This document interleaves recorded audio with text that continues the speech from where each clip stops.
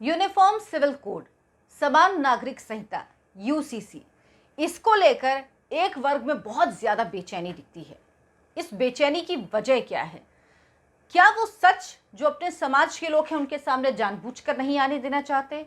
इनमें जमीयत उलेमाए हिंद जो इस कानून का विरोध करती है, उसका कहना है कि मुसलमानों का अपना कानून है, पर्सनल लॉ है, उसे ही लागू रहना चाहिए क्योंकि ये देश विविधता का देश है।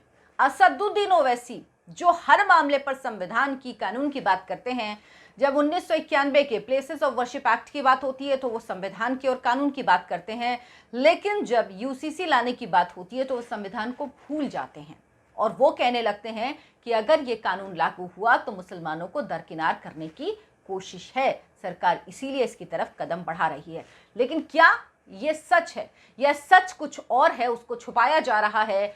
इससे ऐसे लोगों को फायदा है जिनको ये लोग नहीं चाहते कि आगे बढ़े, वो देश की तरक्की में कदम से कदम मिलाकर चले, और इसीलिए ये पूरी एक कोशिश है। नमस्कार, बहुत बहुत स्वागत है आपका। आपके साथ मैं हूं अर्चना सिंह। गुजरात में चुनाव होने वाले हैं। चर्चा में है कि सरकार एक कमेटी बनाने वाली है, गुजरात सरकार, यूसीसी लागू करने के लिए, इस पर बातचीत करने के लिए। उत्तराखंड में चुनाव के बाद पहले ही सरकार एक कमेटी बना चुकी है और अब इस पर बातचीत चल रही है, ड्राफ्ट इसका तैयार किया जा रहा है। लेकिन सवाल यह है कि क्या केंद्र सरकार यूनिफॉर्म सिविल कोड लागू करेगी, जिसके संकेत कुछ दिन पहले अमित शाह दे चुके हैं। अभी हाल में कुछ वक्त पहले सुप्रीम कोर्ट में अश्विनी उपाध्याय जो वकील हैं, बीजेपी के नेता भी हैं, उन्होंने सुप्रीम कोर्ट से कहा था कि वो सरकार से पूछे कि सरकार यूसीसी कब बना रही है, सरकार को यूसीसी बनाने का आदेश दे। सरकार ने कहा ये याचिका खारिज कर दी जानी चाहिए और सुप्रीम कोर्ट किसी भी तरह से सरकार को आदेश नहीं दे सकता, संसद को आदेश नहीं दे सकता कानून बनाने के लिए। हालांकि साथ ही एक बात और कही कि इस पर, यूसीसी पर व्यापक परामर्श की दरकार है और इस दिशा में बातचीत की जरूरत है जो की जानी चाहिए। यानी संकेत मिले कि सरकार यूसीसी बनाएगी और केंद्र के स्तर पर बनाएगी, क्योंकि कई बार ये भी सवाल किया गया कि क्या राज्य अपने स्तर पर यूसीसी, यूनिफॉर्म सिविल कोड लागू कर सकते हैं। अब यूनिफॉर्म सिविल कोड की जरूरत क्यों है? क्या है ये? देश में एक क्रिमिनल लॉ होता है, एक सिविल लॉ होता है, दो तरह के लॉ होते हैं। क्रिमिनल लॉ जो है वो सबके लिए एक समान होता है, वो किसी भी धर्म, किसी भी संप्रदाय का व्यक्ति हो उसके लिए एक ही तरह से लागू होते हैं। लेकिन ये जो मामला है यूसीसी, ये सिविल लॉ के अंतर्गत आएगा। इसके अंतर्गत जो सिविल मामले हैं वो आएंगे। उसमें से भी कुछ मामले ऐसे हैं जिन पर सरकार ने कानून बनाया हुआ, उसमें एक ही तरह का कानून सबके लिए बना हुआ है, हर धर्म के लिए अलग, जैसे कॉन्ट्रैक्ट है या इस तरह की चीजें हैं उनमें। लेकिन शादी, तलाक, बच्चा गोद लेने का या उत्तराधिकारी का नियम, इस तरह के जो मामले हैं, जमीन जायदाद का बंटवारा, इसका नियम, ये सारे नियम अपने अपने हैं। हिंदू मैरिज एक्ट जो 1955 में बना, हिंदू कोड बिल लाया गया, फिर उसके बाद उसको 4 भागों में बांटा गया और उसके अंतर्गत हिंदू, बुद्ध, सिख और जैन, ये चारों आते हैं उसके अंतर्गत। इनमें तय किया गया संसद के द्वारा कि किस तरह का अधिकार इनको दिया जाएगा। सबसे पहले यूसीसी की शुरुआत हुई थी 1835 में, जब औपनिवेशिक काल था, भारत में अंग्रेजों का कब्जा था। उस समय यह कहा गया कि अपराध और इस जैसे मामलों को हिंदू और मुस्लिम जो लॉ हैं उनसे अलग करके इनका कोडिफिकेशन किया जाना जरूरी है।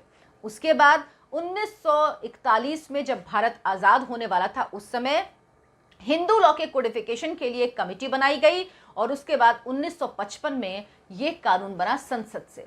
लेकिन उस समय की सरकार ये हिम्मत नहीं कर पाई कि यूसीसी बनाती, या जिस तरह से हिंदू के लिए कानून बनाया, उनका जो अपना लॉ था उसको दरकिनार कर दिया, उसी तरह से मुस्लिम, क्रिश्चियंस और पारसी जो इसमें नहीं आते हैं उनके लिए भी कानून बनाया जाए, क्योंकि मुस्लिमों की तरफ से इसका भारी विरोध था। इसीलिए सरकार ये हिम्मत नहीं कर पाई, क्योंकि वो लगातार आज भी कहते हैं कि हम शरीयत के हिसाब से ही अपने जो ये पर्सनल मामले हैं उनका निपटारा करेंगे, जो सिविल के मामले हैं उनका निपटारा करेंगे, और ये हमारे धर्म में दखलंदाजी होगी अगर सरकार यूसीसी लागू करती है।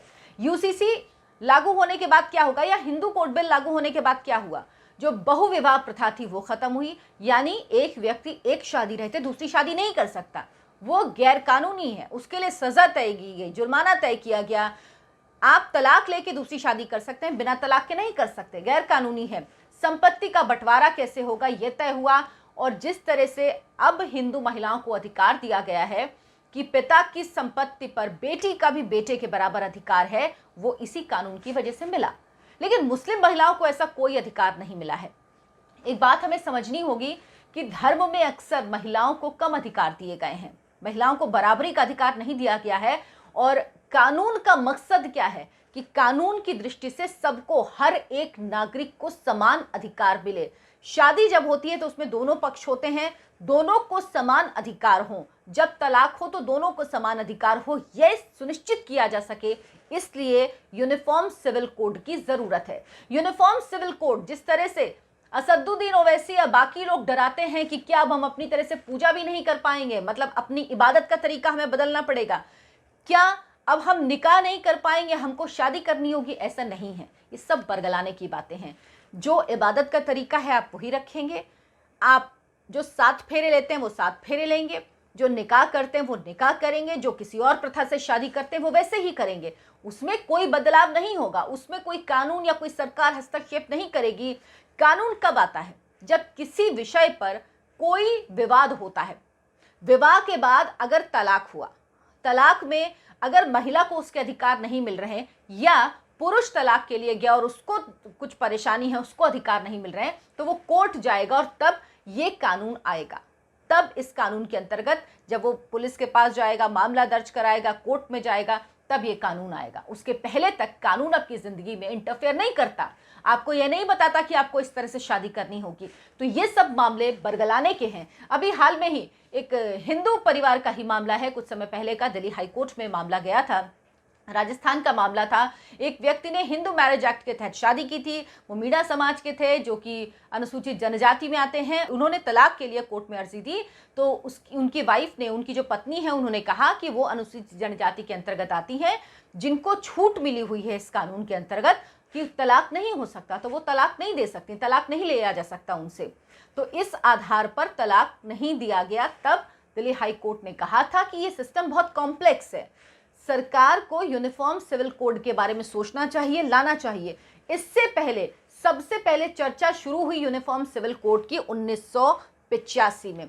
1985 वो वक्त जब शाहबानो का मामला सामने आया था। उस समय सुप्रीम कोर्ट ने सरकार से कहा था कि सरकार को यूनिफॉर्म सिविल कोड लाना चाहिए। गुजारे भत्ते के लिए 62 साल की मुस्लिम महिला तलाक के बाद कोर्ट में गई थी। हालांकि बाद में राजीव गांधी सरकार ने सुप्रीम कोर्ट का फैसला पलट दिया था, लेकिन तब सबसे पहले सुप्रीम कोर्ट ने सरकार से कहा कि सरकार को यूनिफॉर्म सिविल कोड लाना चाहिए, समान नागरिक संहिता लागू होनी चाहिए सभी नागरिकों के लिए। उसके बाद 1995 में, 2003 और 2017 में, यानी वक्त वक्त पर सुप्रीम कोर्ट कहता रहा है, हाई कोर्ट ने भी कहा कि सरकार को यूनिफॉर्म सिविल कोड के बारे में सोचना चाहिए, जरूरी है।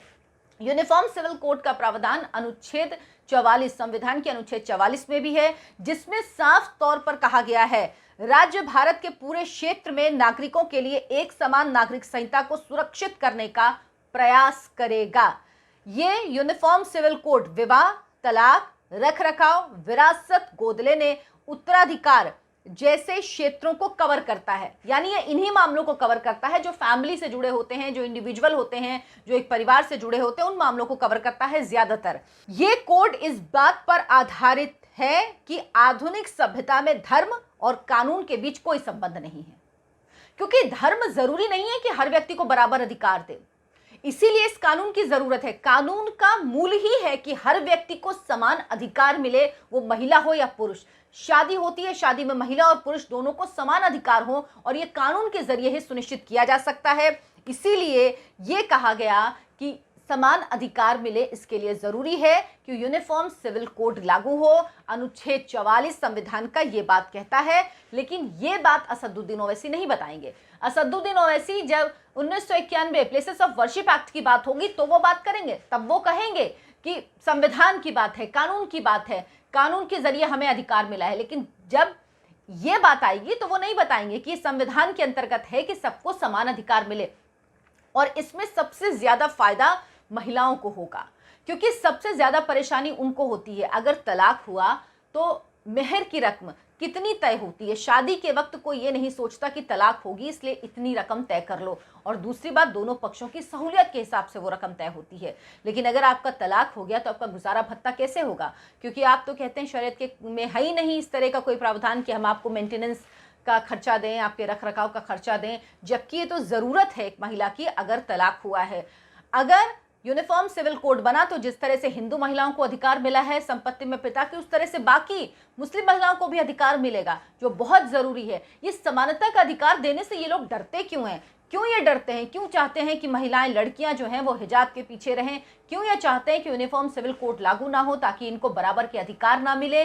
क्यों ये नहीं चाहते कि महिलाएं भी बराबर से आगे चलें? क्योंकि किसी देश में अगर विकास करना है, अगर तेजी से आगे बढ़ना है तो कानूनी मामले कम करने होंगे। इसीलिए सुप्रीम कोर्ट कई बार कह चुका है कि सरकार को यूसीसी लागू करना चाहिए, यूसीसी लाना चाहिए, और तब कोर्ट पर जो बोझ है वो भी बोझ कम होगा। क्योंकि कई बार ऐसे मामले होते हैं जो बहुत कॉम्प्लिकेटेड होते हैं। जब एक कानून होगा और हर व्यक्ति को अपने कानून के बारे में पता होगा तो वो मामला सुलझाना, उस पर न्याय देना, उसको सुलटाना आसान होगा, कम वक्त लगेगा और लोगों को भी क्लैरिटी रहेगी।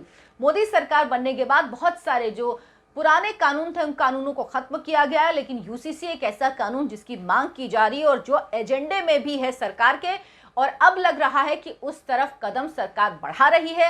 यकीन मानिए ये सिर्फ वक्त की बात है, कितना वक्त और, लेकिन जल्द ही यूनिफॉर्म सिविल कोड इस देश में लागू होगा जो इस देश की जरूरत है। क्योंकि किसी भी धर्मनिरपेक्ष देश का ढांचा इस तरह से नहीं होता। हम कहते हैं हम धर्मनिरपेक्ष देश में रहते हैं लेकिन कानून हर धर्म का अलग है, ऐसा नहीं होता। धर्मनिरपेक्ष देश का मतलब है कि हर एक नागरिक के लिए समान कानून, हर एक नागरिक के लिए एक जैसा कानून। अगर हिंदू महिला को अधिकार है तो मुस्लिम महिला को भी अधिकार हो। 2019 में कोर्ट के आदेश के बाद सरकार 3 तलाक पर कानून लेकर आई, उसके पहले तक क्या स्थिति थी ये आपने देखी होगी। तमाम ऐसी महिलाओं से मेरी मुलाकात हुई उस दौरान जो इससे पीड़ित थीं, परेशान थीं, और वो खुद इस कानून के आने के बाद खुश हुई। तो इसी तरह से बदलाव की जरूरत है और समय के साथ बदलाव की जरूरत होती है। अनुच्छेद 44 में जो कहा गया है कि कानून और धर्म के बीच कोई संबंध नहीं है, कानून न्याय के लिए होता है, धर्म किसी और तरह से बनता है। धर्म में न्याय संगत बात कही गई है या नहीं, और ये उस वक्त की बात है जब ये धर्म लिखा गया था, उस वक्त स्थिति और आज की स्थिति में बहुत फर्क है। आज की स्थिति में आपको सब कुछ सोचना होगा क्योंकि वही सदियों पुराना कानून आज लागू नहीं हो सकता, नहीं चल सकता। आप गैर बराबरी नहीं कर सकते किसी भी वर्ग के बीच में, किन्हीं भी लोगों के बीच में। तो जरूरी है कि ये यूसीसी आए, और यकीन मानिए जल्द ही यूसीसी आएगा भी। अगर आपको मेरा वीडियो पसंद आया हो तो लाइक और शेयर करना मत भूलिए और मेरे चैनल को सब्सक्राइब जरूर कर लीजिए। नमस्कार।